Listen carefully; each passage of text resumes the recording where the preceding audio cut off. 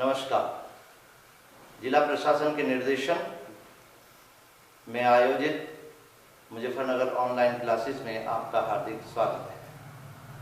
प्यारे बच्चों, इस कोरोना महामारी के चलते आप घर में रहें, सुरक्षित रहें, लॉकडाउन के नियमों का पालन करें, घर से बाहर जाते समय मास्क का प्रयोग करें और बाहर कम से कम 2 मीटर की शारीरिक दूरी बनाए रखें और बार बार हाथ धोने की आदत डालें। आरोग्य सेतु ऐप को डाउनलोड करें और अपने जो कर्म योद्धा हैं उन कर्म योद्धाओं का सम्मान करें। घर में रहते ही रह करके ही आप अध्ययन करें। मैं डॉक्टर चंद्रमोहन शर्मा, प्रवक्ता संस्कृत, जवाहरलाल नेहरू स्मृति इंटर कॉलेज, रवापुरी सटेड़ी, खतौली। सबसे पहले मैं अपनी जिला प्रशासनिक टीम, विशेष रूप से जिलाधिकारी महोदया श्रीमती शैलवा कुमारी जी, जिला मुख्य विकास अधिकारी श्री आलोक यादव जी और हमारे मार्गदर्शक जिला विद्यालय निरीक्षक महोदय श्री गजेंद्र कुमार जी का आभार व्यक्त करता हूं कि जिनके प्रयास से इस ऑनलाइन क्लासेस के द्वारा दूर दराज तक बच्चों को शिक्षा पहुंचाने का कार्य किया जा रहा है। प्यारे बच्चों, यह अभिज्ञान शाकुंतलम चतुर्थंक में मैंने कल 18वां श्लोक और गद्य के 28 भाग आपको मैंने बताए। इससे पूर्व जब शकुंतला की विदाई हो रही है तो वह रोते हुए पिता से कहती है कि मैं अपने पति के यहां जा रही हूं, वहां मैं किस प्रकार से वहां रह पाऊंगी कि जैसे मलयाचल पर्वत से उखाड़ी हुई जो बेल हैं, वो जो चंदन की बेल दूर जाकर के, उखाड़ी हुई दूर जाकर के वे पनपती नहीं है, वो जीवित नहीं रह पाती, उसी प्रकार मैं भी कैसे रहूं। तो कश्यप जी उसकी बात को सुनकर के कहते हैं, वत्से किम एवं कातरासी, हे पुत्री किम एवं, क्यों एवं इस प्रकार से कातरासी दुखी हो रही हो। कातरा दुखी, असीमी सो, तुम इतना दुखी क्यों हो रही हो, क्यों? आगे वो एक श्लोक बोलते हैं, अभिजनवतो भर्तु श्लाघे स्थिता गृहिणी पदे विभव गुरुभिः कृत्यैः तस्य प्रतीक्षणमाकुला तनयमचिरात् प्राचीव अर्कं प्रसूय च पावनम् मम विरहजां न त्वं वत्से शुचं गणयिष्यसि। कि हे पुत्री, हे वत्से, हे पुत्री, शुचम गणयिष्यसि, शोक को न गणयसि गिनो। हे पुत्री, एक दिन ऐसा आएगा तुम ये सारे जो शोक है, दुख है, उनको भूल जाओगी। कैसे दुख को? मम विरहजाम, मेरे जो पिता है, पिता की विरह से उत्पन्न, पिता से दूर जा रही है बेटी, पिता के वियोग से विरहजाम उत्पन्न, हे पुत्री तुम अपने शोक को भूल जाओगी। कैसे भूल जाएंगे? क्या? अभिजनवतो भर्तु, अभिजनवतो भर्तु, भर्तु पति, भर्ता, भर्तारो, भर्तारा, भर्तु षष्ठी भक्ति। तुम्हारा जो पति है वो अभिजनवत है, श्रेष्ठ कुल वाला है, ऊंचे कुल वाला है, बड़ा सम्मानित है। उसकी तुम श्लाघ्ये स्थिता गृहिणी पदे, कि पहली बात तो तुम्हारा जो पति है वो कैसा है, अभिजनवतु, एक ऊंचे खानदान का है, उच्च कुलीन है, और उसकी जो गृहिणी पद है, उसकी गृहिणी पद को श्लाघ्य प्रशंसनीय है। तुम गृहिणी पद को स्थित होकर जा रही हो, उसकी पत्नी होने जा रही है, नंबर 1। और विभव गुरु भी कृत्य ही तस्य प्रतीक्षणमाकुलः, कि विभव गुरु भी, गुरु कहते हैं, गुरु भी कहते हैं अधिक, भावी, गुरु के अनेक अर्थ हैं, कि वैभव से के कारण, महान वैभव के कारण, विभव अत्यधिक कृत्य कार्यों के कारण तस्य प्रतीक्षणमाकुलः, उसके जो तुम्हारा जो पति है वो राजा भी है और बड़ा प्रतिष्ठित व्यक्ति है, उसकी जब पत्नी बन जाएंगे तो कृत्य ही उसके कार्यों में प्रतीक्षणमाकुला, प्रतिक्षण तुम व्यस्त रहने वाली हो। देखिए, जब पति कुछ उच्च स्थान पर होता है, उदाहरणार्थ कोई बहुत बड़ा उद्योगपति है, वह अपने कार्यों में लगा रहता है, साथ साथ उसे उसके कार्यों में उसकी पत्नी भी हाथ बटाती है, क्योंकि सभी जगह वह देखभाल नहीं कर सकता। पत्नी उसके कार्यों में इतना व्यस्त हो जाती है कि वह अपने सगे संबंधियों से भी बात करने की उसको अनेक कई दिन तक फुर्सत नहीं मिलती। कोई मंत्री है और मंत्री को अनेक स्थानों पर सामाजिक कार्यों के लिए जाना पड़ता है, तो आपने देखा होगा कि मंत्री जी तो नहीं आए, लेकिन उनकी अनुपस्थिति में उनकी पत्नी उस कार्य को निभा रही है। कहीं पर वो किसी कार्यक्रम की अध्यक्षता करने जा रही है, कहीं सामाजिक कार्य है वहां पर उनको संपन्न करने के लिए जा रही है। तो उसका जो समय है, उस पति के जो महान कार्य है, जो उसके जो शेष कार्य है, उनकी पूर्ति में वो प्रतिक्षण वो व्यस्त रहती है।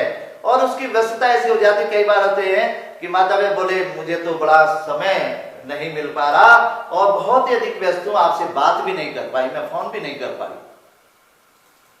तो ऐसे तुम भी उस जो राजा दुष्यंत है उसकी पत्नी बनने का तुम गौरव प्राप्त करने वाली हो, और पत्नी बन करके उसके जो महान कार्य हैं उन कार्यों को पूर्ण करने में तुम अपना समय व्यतीत करोगी।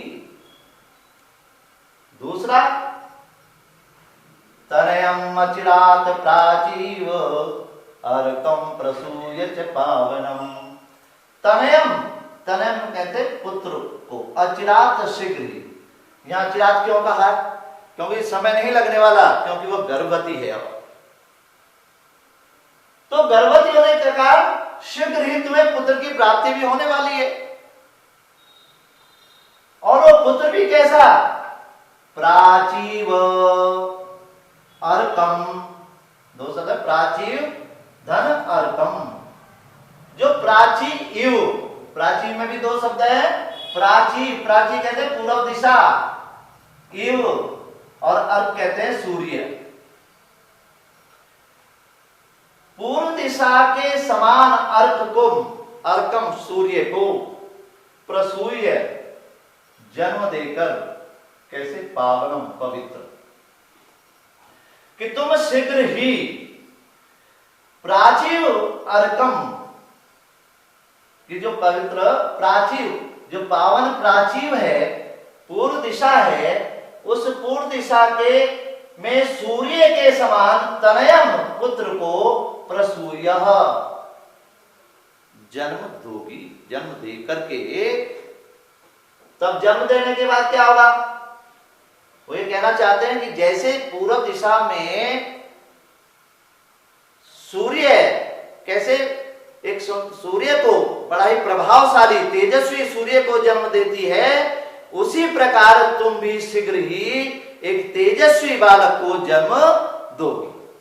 अब जब जन्म होता है तो जन्म बच्चे का, तो बच्चे के जन्म के बाद माता उसके लालन पालन में व्यस्त हो जाती है। उसको तेल मालिश करनी है, उसको क्या खिलाना है, किस तरीके से उसको व्यवस्था करनी है, वो रात दिन, क्योंकि उससे बहुत प्यार होता है, तो रात दिन माता उसके लालन पोषण में लग जाती है। आपने देखा होगा जब बच्चे हो जाते हैं फिर उनकी पढ़ाई में व्यस्त हो जाते हैं, तो धीरे धीरे जो लड़की जो रात दिन रात भर अपने मायके वालों से बात करती थी, अब उसके पास जो है उनसे बात करने का भी समय नहीं मिलता। तो 3 प्रकार उन्होंने कहा कि तुम शीघ्र ही मेरे विरह को भूल जाओगे। कैसे? कि तुम यहां से जाने के बाद एक तेजस्वी, एक कुलीन, उच्च स्तर के जो है राजा की पत्नी बनने वाली हो, उसके गृहिणी पद को प्राप्त करके तुम उसके महान कार्यों में प्रति क्षण व्यतीत करने वाली हो, व्यस्त रहने वाली हो। तो व्यस्त रह जाओगी तो तुम मुझे भूल जाओगी, फिर मुझे कहां याद आओगी। और उसके बाद तुम्हें एक बड़ा ही तेजस्वी प्रतापी तुम पुत्र को जन्म दो। यहां आशीर्वाद भी दिया, कैसे पुत्र हो? तेजस्वी, अपने पिता के समान ही तेजस्वी, एक सूर्य के समान तेजस्वी जो है तुम पुत्र को जब प्राप्त कर लोगी तो फिर तुम उसी में ही व्यस्त हो जाओगी। इस प्रकार तुम धीरे धीरे जो आश्रमवासी जो पिता है, उस पिता के प्रेम को, उस पिता के जो विरह को तुम भूल जाओगी, तुम्हें फिर उससे कष्ट नहीं होगा। आया समझ में ना? अब इतना सुनकर के शकुंतला पितु पादयो पतति, शकुंतला पिता के चरणों में गिर जाती है, वो रोने लगती है और पिता के चरणों में गिर जाती है। अब कश्यप जी फिर पुनः कहते हैं, यदिच्छामि ते तदस्तु यत् इच्छामि, जो मैं चाहता था, मेरी जो इच्छा थी, तदस्तु, वह तो हो गई। पिता की क्या इच्छा होती है? क्या इच्छा थी? हर पिता की यही इच्छा रहती है कि उसकी पत्नी को उसके अनुरूप वर मिले,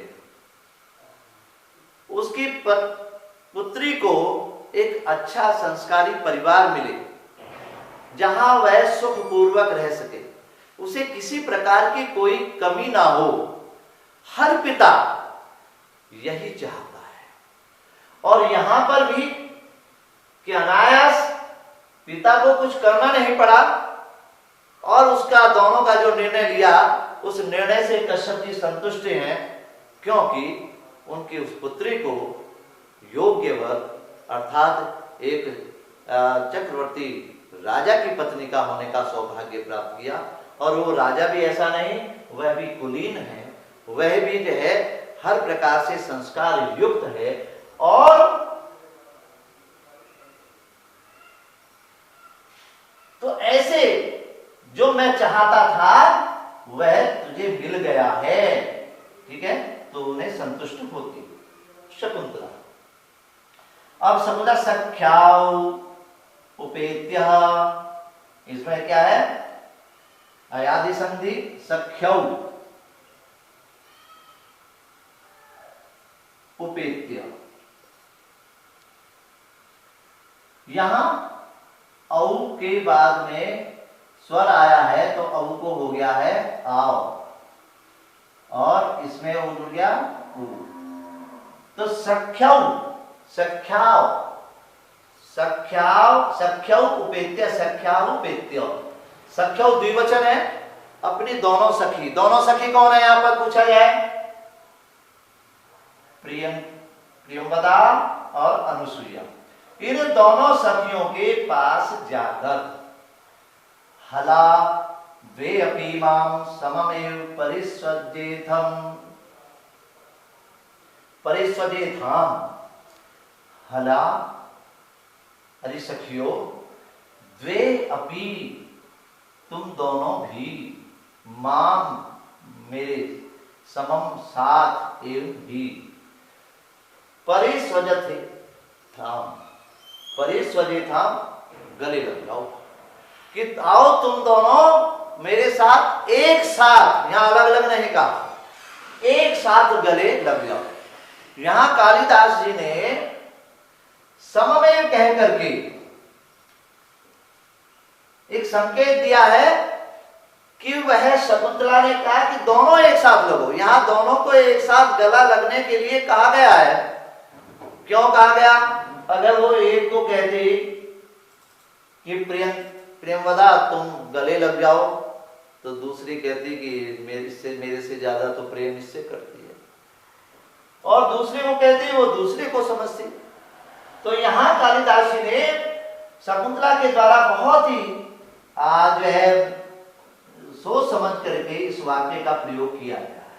हे शकुंतले, हे सखियों, तुम दोनों एक साथ मेरे से लिपट जाओ, अर्थात मेरे गले लग जाओ।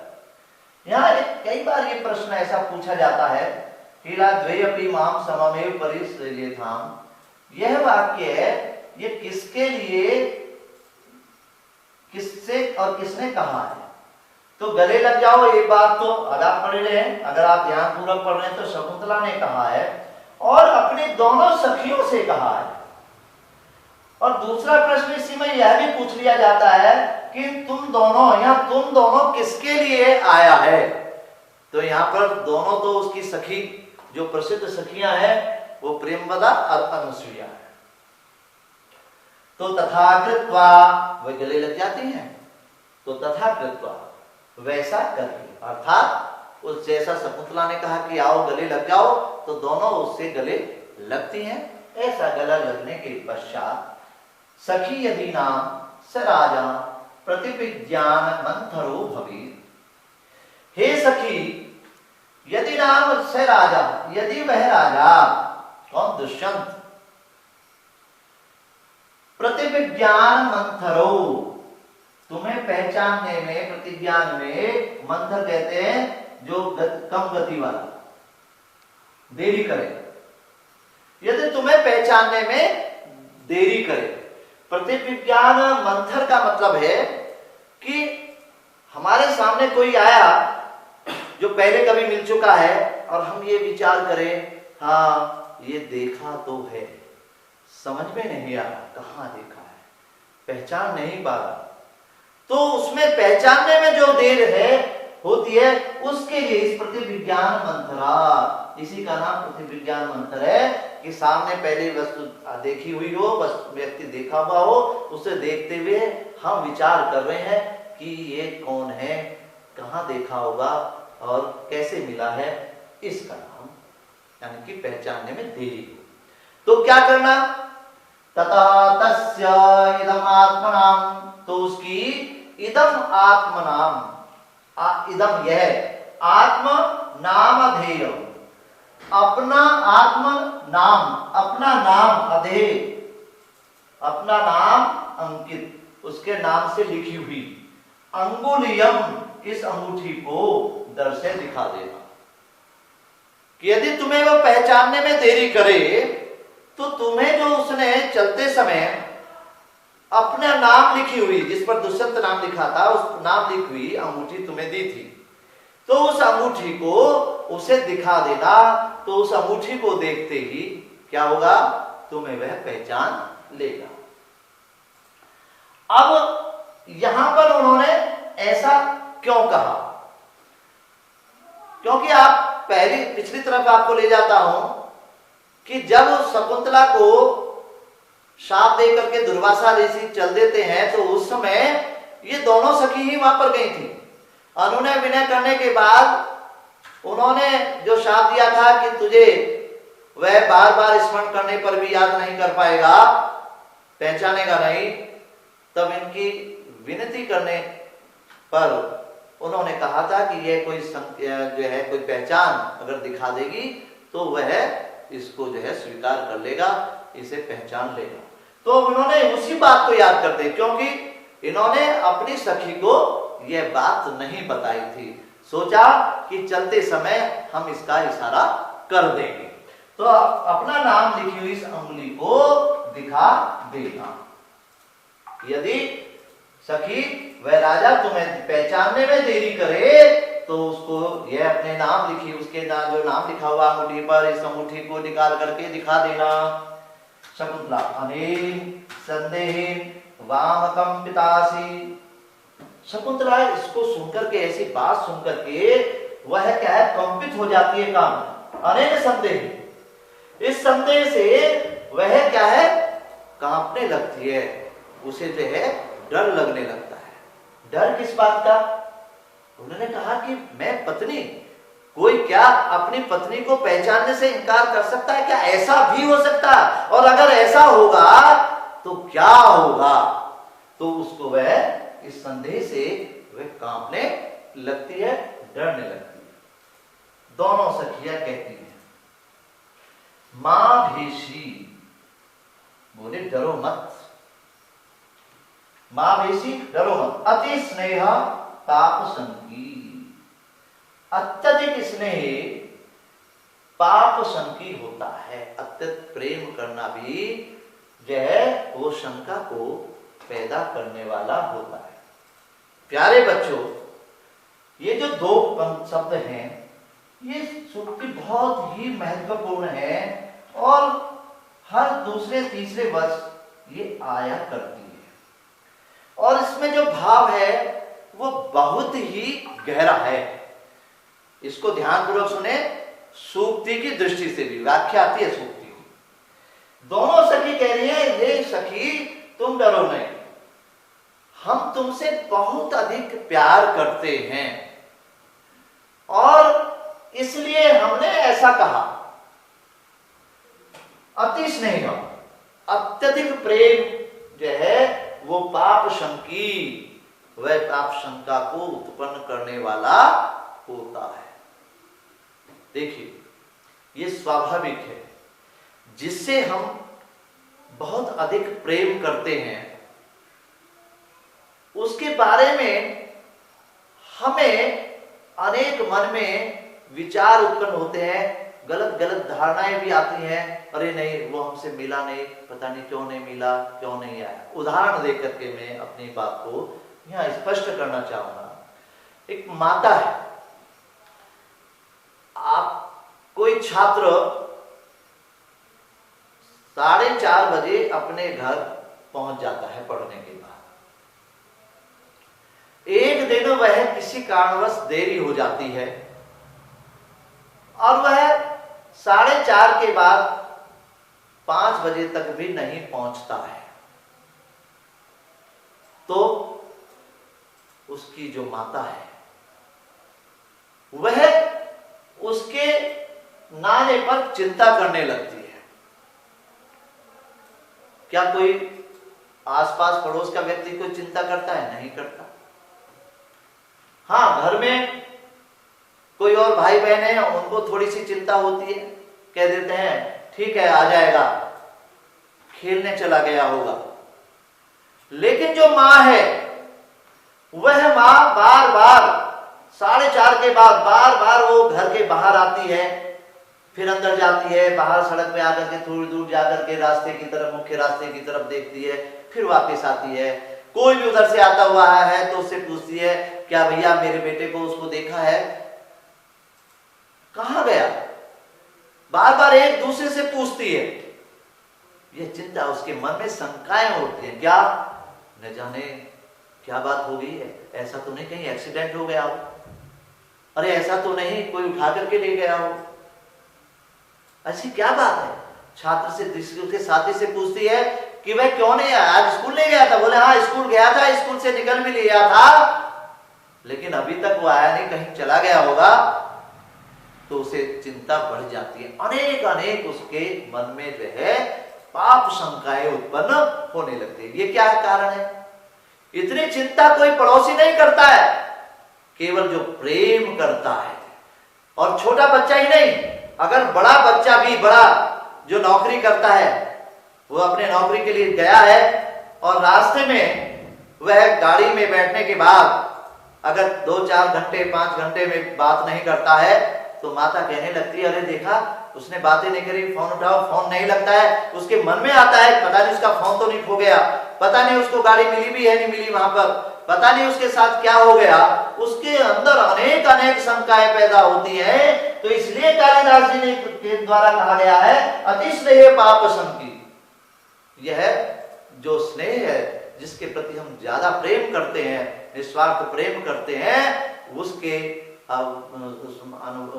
अनुपस्थिति में उसके प्रति अनेक अनेक भाव। शेक्सपियर जो अंग्रेजी विद्वान है, उन्होंने भी कहा है कि where love is great, where love is great the little doubts grow fears, where little fears grow great, great love is there. अर्थात वेयर लव इज ग्रेट, जहां प्यार अधिक होता है, the little doubts grow fear, वहां अगर थोड़ा सा भी डाउट है, संदेह है, वह अत्यधिक डर को बढ़ाने वाला होता है। फेयर का मतलब डर। Where little fear grow great, great love is there. और जहां थोड़ा सा भी डर उस शंका को बढ़ाने वाला होता है, थोड़े से डर से अनेक शंकाएं उत्पन्न होती हैं, तो समझ लीजिए कि वहां पर बहुत अधिक प्रेम है। देखिए शेक्सपियर ने इस बात को इन 4 पंक्तियों में कहा, लेकिन महाकवि कालिदास जी ने केवल इस जो शेक्सपियर ने कहा इस पूरी बात को केवल 2 शब्दों में समेट करके रख दिया है। अति स्नेह पाप शंका, अत्यधिक प्रेम अनेक शंकाओं को जन्म देने वाला होता है। तो प्यारे बच्चों, इस पर मैंने विशेष जोर इसलिए दिया है कि आपकी परीक्षा में आने वाला है, और इसको आप अगर आप समझ सकते हैं, क्योंकि व्याख्या आती है, इसका अनुवाद नहीं आता और ना ही इसका अनुवाद आता है, इनकी व्याख्या आती है। तो सारंग रव कह रहे हैं युगांतरम आरूढ़, बोले पर्याप्त समय हो गया है, युगांतरम आरूढ़, एक युग के अंतर हो गया है। युगांतर, अब दिन में युगांतर क्या है? 8 पहर होते हैं, 3-3 घंटे का एक पहर होता है। अब सूर्य उदय होने के पश्चात 3-3 घंटे उसके जो है प्रहर होते हैं, 8 पहर कहते हैं, 8 पहर, रात दिन 8 पहर। तो युगांतर में आरूढ़ सविता, जो सूर्य जो है वो दूसरे पहर में आरूढ़ चढ़ गए हैं, कहते ना, अरे सूर्य चढ़ गए।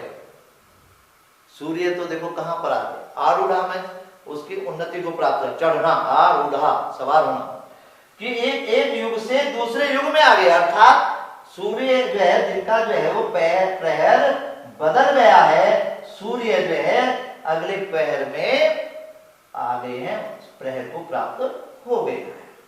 त्वरितम अत्र भवति, इसलिए त्वरितम अत्र भवति, इसलिए आप शीघ्रता करें, अब बहुत जल्दी करें। अब ये जो है हमें, क्योंकि जल्दी क्यों करना है? क्योंकि धूप तेज हो गई है और हमें अभी दूर जाना है, इसलिए अब हमें अपनी जो हमारी जो वो जो है जो उचित कार्य करने हैं, उनको कार्य को संपन्न करके हमें अब शीघ्र यहाँ से चल देना चाहिए।